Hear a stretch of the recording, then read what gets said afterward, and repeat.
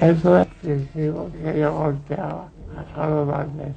Fingimos que yo golpeaba a Carlos Valdés. Y fíjate la actitud Y fíjate la actitud de golpeador mío, de golpeador mía y la seriedad de Juan Vicente y José Emilio Pacheco, y la seriedad de Juan Vicente y José Emilio Pacheco, que están al lado. que están a los lados. Todo esto era un puro relajo. Todo difusión cultural era un puro relajo. Por eso tal vez hicimos tantas cosas. Por eso tal vez hicimos tantas cosas. La imagen literaria La imagen literaria que reproducir la intensidad de la vida. quiere reproducir la intensidad de la vida. Si lo logra, Si lo logra, es una buena imagen. es una buena imagen.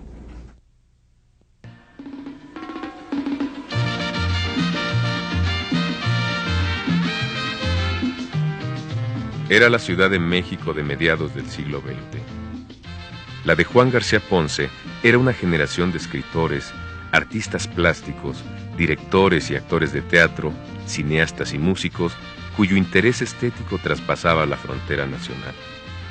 La suya era una apuesta por el cosmopolitismo, la búsqueda de nuevos lenguajes en todas las disciplinas, un intento de llegar al arte por el camino del arte.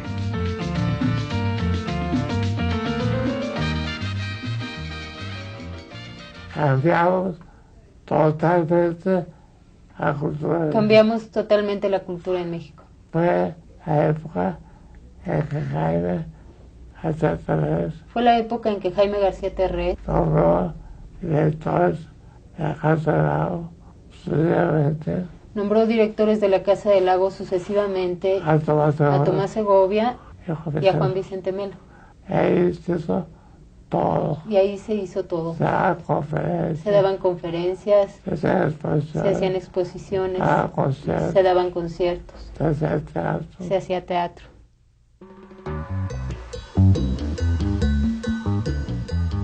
Conocida como generación de la Casa del Lago o generación de medio siglo, de aquel grupo de escritores, protagonistas de la vida cultural en esos años, destacan nombres como Salvador Elizondo, Sergio Pitol, Huberto Batis, José de la Colina, Juan Vicente Melo, Inés Arredondo y el mismo Juan García Ponce, a quien el crítico Emanuel Carballo definió como el director espiritual de su promoción. La generación de la Casa del Lago, o de medio siglo, como le dicen también, viene a ser una especie de continuación de la llamada generación de contemporáneos en cuanto a su actitud de apertura hacia el resto del mundo, ¿verdad? Traer obras de otros autores, traducirlos, montar obras de teatro, en fin, toda una labor cultural que repercute y sigue repercutiendo hasta este momento y que ha dado a la cultura mexicana toda una serie de autores y de obras que antes no eran parte de nuestro acervo, ¿verdad? El llegar después de todo este conocimiento a la crítica, ¿verdad? A desarrollar, a empezar a desarrollar la crítica que ciertamente no estaba tan desarrollada en nuestro país, ¿verdad? Obviamente hay excepciones, muchas, muy grandes, pero no era una cosa general, ¿verdad? Hacer crítica de arte y hablar de libros y presentar otras cosas. Ahora quizás se hace, en los años 60 empezaba a hacerse y precisamente García Ponce inicia ese tipo de labor. Exposiciones en la Casa del Lago. Lo importante es que son exposiciones en la Casa del Lago. Iban muchas personalidades. Iban muchas personalidades, Entre comillas. entre comillas. García Márquez, Maca, Fuentes, Cuevas, Fernando García Ponce, un desconocido que se coló, Juan Guerrero y Juan. Nacido en Mérida, Yucatán, en 1932, Juan García Ponce es un escritor prolífico, autor de más de 50 títulos, que comprenden teatro, cuento, novela y ensayo. Traductor, crítico de artes plásticas y sobre todo apasionado lector, García Ponce es devoto de la obra de Robert Musil, autor a quien introdujo a nuestro país, de Thomas Mann, de Jorge Luis Borges, de Pierre Klosowski Georges Bataille o Hermann Broch, por decir algunos nombres que ocupan un lugar privilegiado en la biblioteca garciaponciana y que también son tema de algunos de sus ensayos.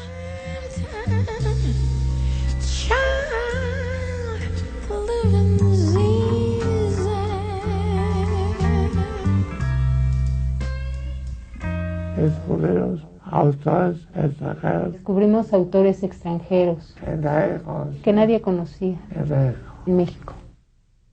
Introdujo en México el gusto a la literatura centroeuropea, especialmente a las literaturas germánicas. Escribió sobre Thomas Mann, que ya era muy conocido, pero él hizo estudios muy innovadores sobre él. Hay un librito que deberíamos de leer frecuentemente sobre Mann. Introdujo a Robert Musil, que era absolutamente desconocido en las literaturas de habla castellana. Le gusta esa total fascinación y dedicación de Musil a la literatura, esa como entrega total, ese vivir para la literatura y por la literatura, que lo hace, como dice Juan, haber muerto sobre su libro. Juan siempre dice que a él le gustaría morir así, sobre un libro que estuviera haciendo.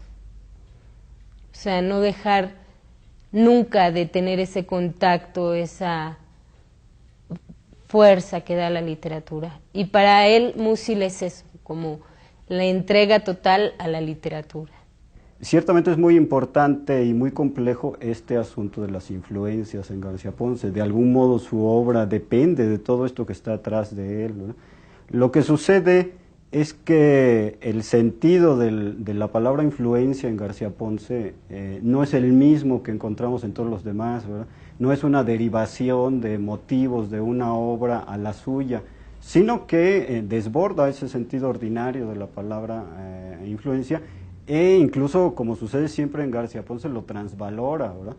Así que, al contrario de todo mundo que trata de disimular las influencias, de ocultarlas o incluso de negar que hay influencias, no, García Ponce lo hace evidente. Luego de una infancia edénica en Mérida, el joven Juan García Ponce llegaría, junto con su familia, a la Ciudad de México. Es aquí donde germina su vocación literaria. Es aquí donde comienza su vida de escritor. Primeramente como autor dramático, para después abordar la narrativa y el ensayo magistralmente. ¿Y de veras no tienes nada que hacer? No estoy ocupado, ya te lo dije. Por fortuna solo trabajo en mi casa traduciendo. Es extraño. En aquella época yo te tomaba muy en cuenta, pero estaba enamorada de Guillermo y solo podía pensar en él. Fue una verdadera revelación. Para mí Guillermo siempre había sido una más entre sus víctimas, y aunque los había sorprendido juntos muchas veces, y sabía que a ella le gustaba, nunca pensé que hubiera algo especial entre ellos. ¿Te acuerdas?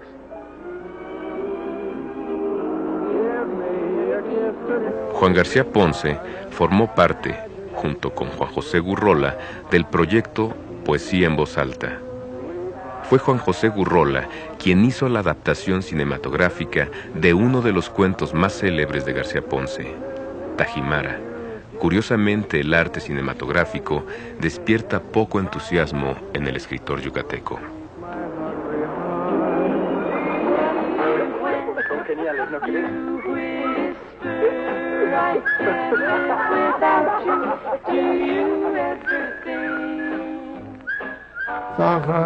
No creo en el cine. Hasta de mis cuentos han hecho películas. Y lo que he hecho es divertirme mucho.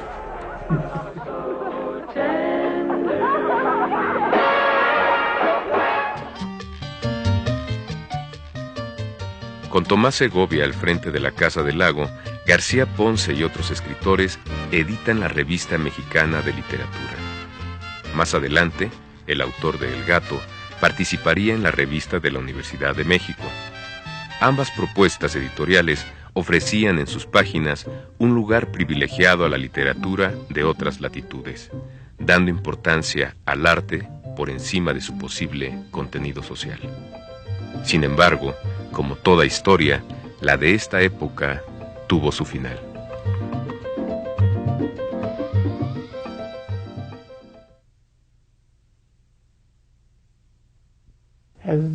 Esta es difusión cultural, donde hice la revista de la universidad durante 10 años. Hasta que al doctor Chávez entró Gastón García Cantú. Hasta que corrieron al doctor Chávez, entró García Cantú y nos corrió a nosotros. Por homosexuales. Por homosexuales.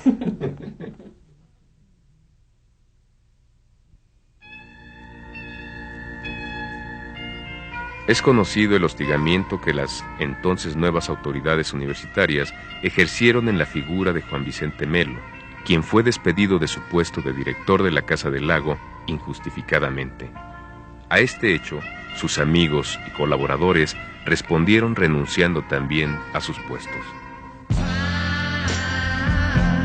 Todavía repercute en los comentarios de García Ponce recientes sobre aquel momento, ¿no? Claro que es algo que no pudieron dejar pasar, ¿no? Era un atentado a la cultura, independientemente del asunto personal que estuviera atrás. Sí, todos ellos reaccionaron de la manera más inmediata y violenta, rechazando estas imposiciones. Un año después de la salida del grupo de la Casa del Lago, Juan García Ponce recibe una dolorosa noticia.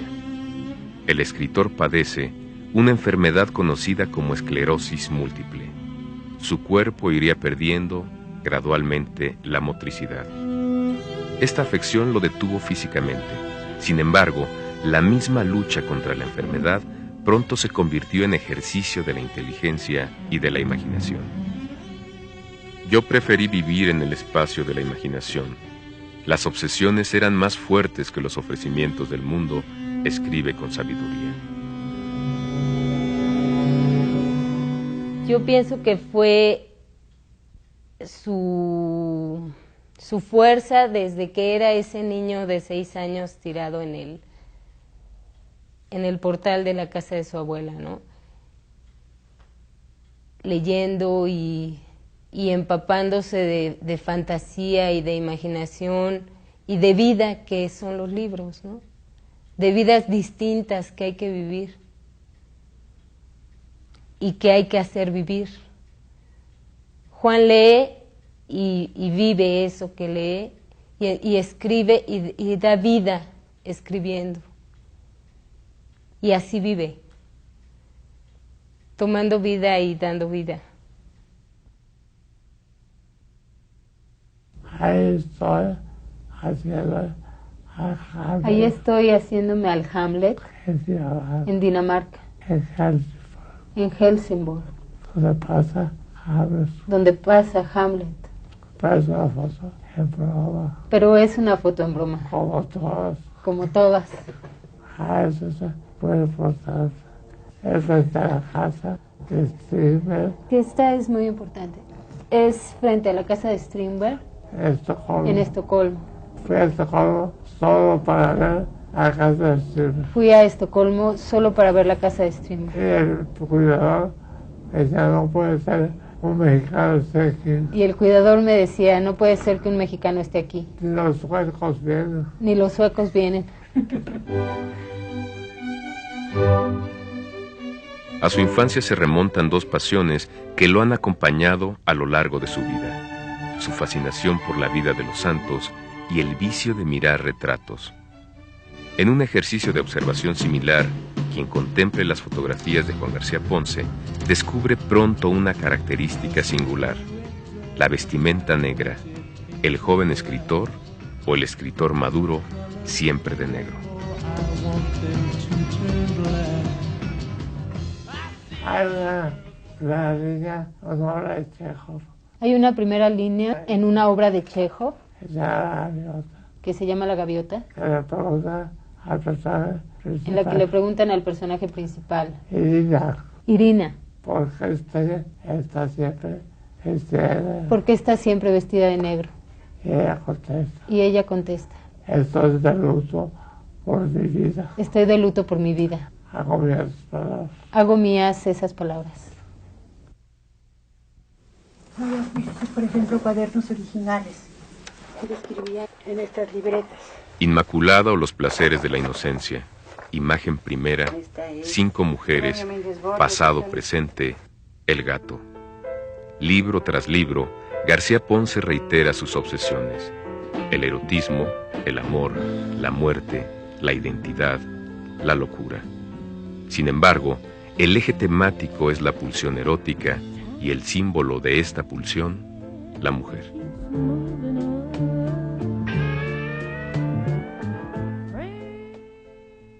Para el que quiere hacer erotismo. Para el que quiere hacer el erotismo. La mujer está siempre enfrente. La mujer está siempre enfrente. Son dos imágenes. Hay hombres. Son dos imágenes. Hay hombres y mujeres. Es contrario al erotismo pensar. Es contrario al erotismo pensar. En términos que no sean dobles. En términos que no sean dobles. Digo esto para que quede claro. Digo esto para que quede claro. Que pueden ser dos hombres. Que pueden ser dos hombres o dos mujeres. O un gato. No, eso es un trío. No, eso ya es un trío. La irrupción del trío. También puede ser. También puede ser. Pero el dúo es indispensable. Pero el dúo es lo indispensable. Puede ser hasta 20. Pueden ser hasta 20. Entonces es una orgía. Y entonces ya es una orgía. Pero yo esas no las conozco. Pero yo esas no las conozco.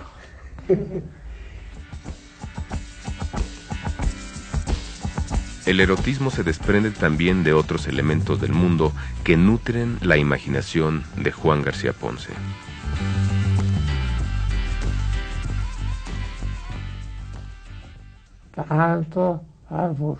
Tanto las mujeres como las meras apariencias generales, como las meras apariencias generales del mundo.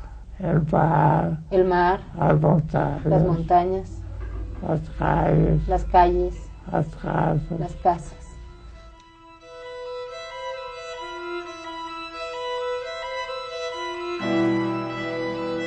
Si nosotros vemos qué es lo que sucede después de un poco de narración en cada uno de los relatos o novelas de García Ponce, sucede que de pronto ya los personajes no están haciendo gran cosa, simplemente están colocados ahí en un espacio, ¿verdad? A veces posando, a veces moviéndose mínimamente.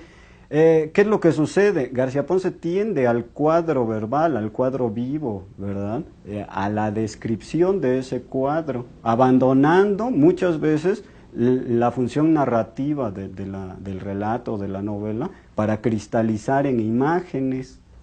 No son las mismas imágenes de un pintor, pero los medios sí son semejantes. Y el fin, la creación de la imagen, la creación del cuadro vivo, pues sí es finalmente muy semejante.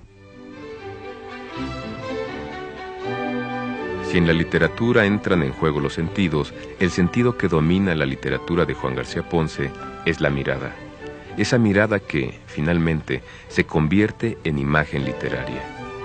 En la narrativa garciaponciana abundan secuencias plásticas, a decir de Aquino. El misterio de la imagen, evocada por las palabras, también ha obsesionado al mismo García Ponce.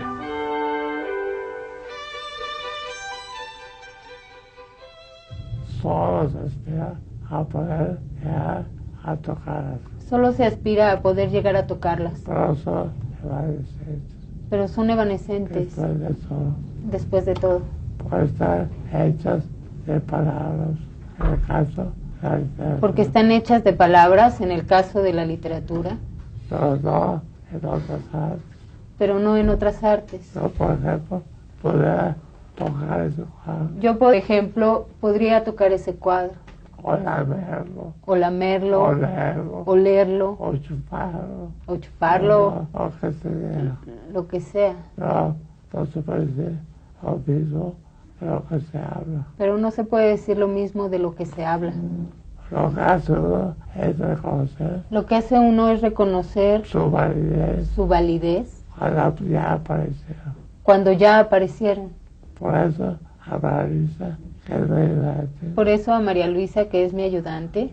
Muchas veces le digo. Esto no lo escribas. Espérate a que lo oiga. Esto no lo escribas, espérate a que lo oiga.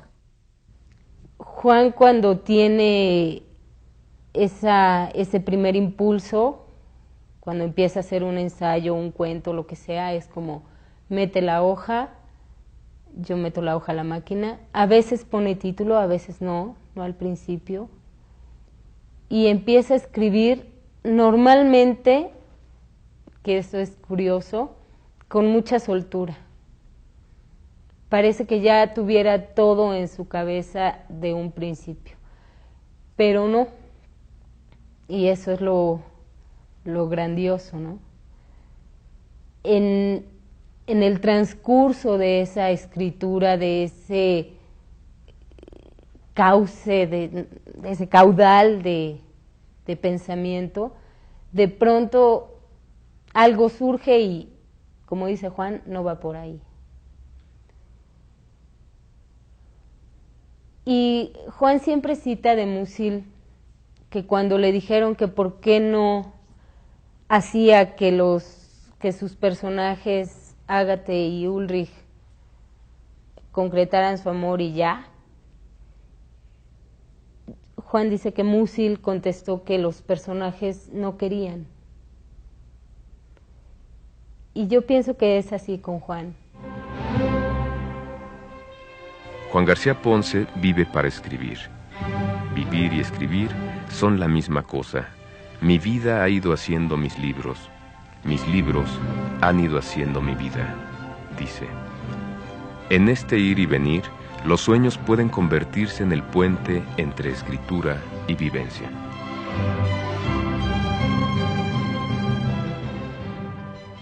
Los sueños se olvidan muy rápido. Los sueños se olvidan muy rápido. Yo tengo un ensayo sobre Nabokov. Yo tengo un ensayo sobre Nabokov. En el que soñé sobre Nabokov. Pero era una imagen de decir cara. Pero no era una imagen con cara. Yo sabía que era Nabokov.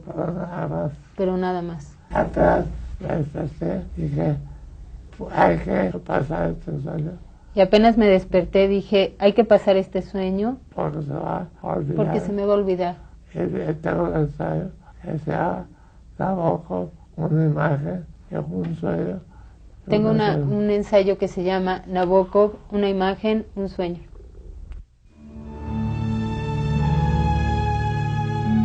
Otra de las pasiones surgidas en la infancia de García Ponce es una pasión por las imágenes de los santos. Entre estos fascinantes personajes destaca la emblemática presencia de San Juan de la Cruz, una de las lecturas preferidas del autor de La errancia sin fin.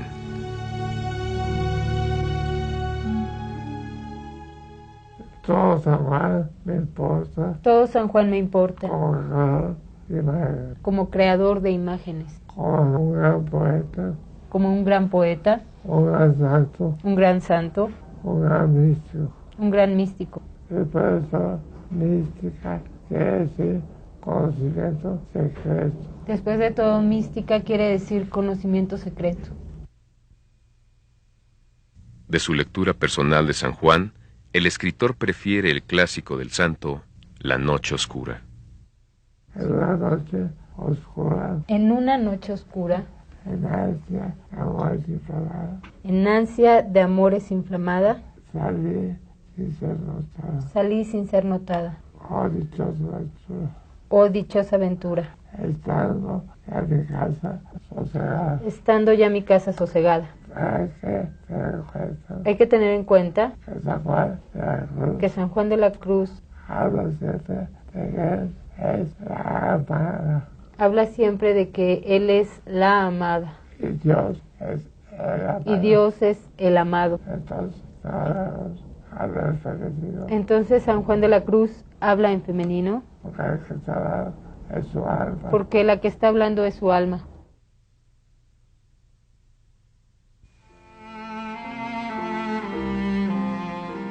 Artista de una disciplina admirada por sus contemporáneos y agradecida por sus lectores, García Ponce afirma, no sin renunciar a la ironía, que tan solo trabaja hora y media diariamente. Nadie puede más. Nadie puede más. Los seis que más se están dando taco. Los que dicen que más se están dando taco.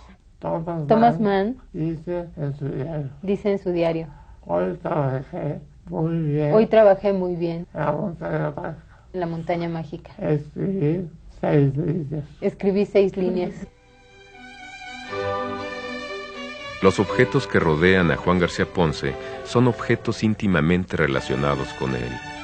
Un escritorio que es una réplica exacta del de Robert Musil, los libros amados, cuadros que han sido obsequio de sus amigos artistas como un homenaje al García Ponce crítico de arte.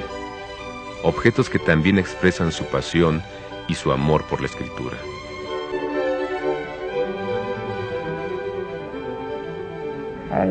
Es la prueba de mi absoluto carácter reaccionario. Aquí está la prueba de mi absoluto carácter reaccionario.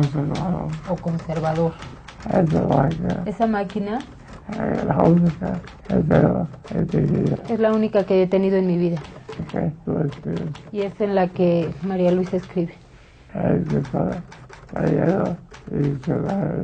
El escritorio está lleno de diccionarios. Porque la base mía es la inseguridad. Porque mi base es la inseguridad. De 11:30 a 1:30. Si no fuera porque la puntualidad no es una de las características de María Luisa. Siempre la literatura tiene las dos cosas. Aunque se diga que todo es ficción, pues no es del todo cierto, ¿no? Todos los escritores tienen su vida encima y quieran o no la dejan ahí en sus libros, ¿no? Y asistir con Juan a esos momentos me ha permitido acercarme y tener el gran privilegio de ser ese primer lector que es el propio escritor.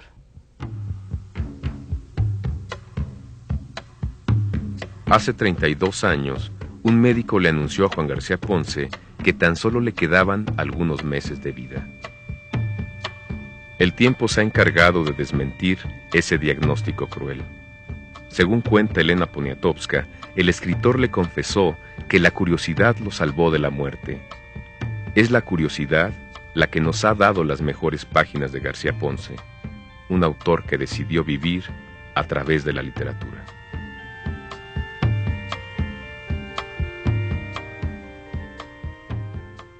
Es una estatua. Mira. Por si acaso. Por si acaso. Como en la casa del lago van a hacer una estatua. Como en la casa del lago me van a hacer una estatua. Si son honestos. Si son honestos. No me quiero salir como Alfonso Reyes. No quiero salir como Alfonso Reyes. Sino así, que es una pose de estatua de héroe de la independencia. Sino así, que es una pose de estatua de héroe de la independencia. Pensar que llegar a quererte es creer que la muerte se pudiera evitar. Total, si no tengo tus besos, no me muero por eso. Ya yo estoy cansado de tanto besar. Viví sin conocerte, puedo vivir sin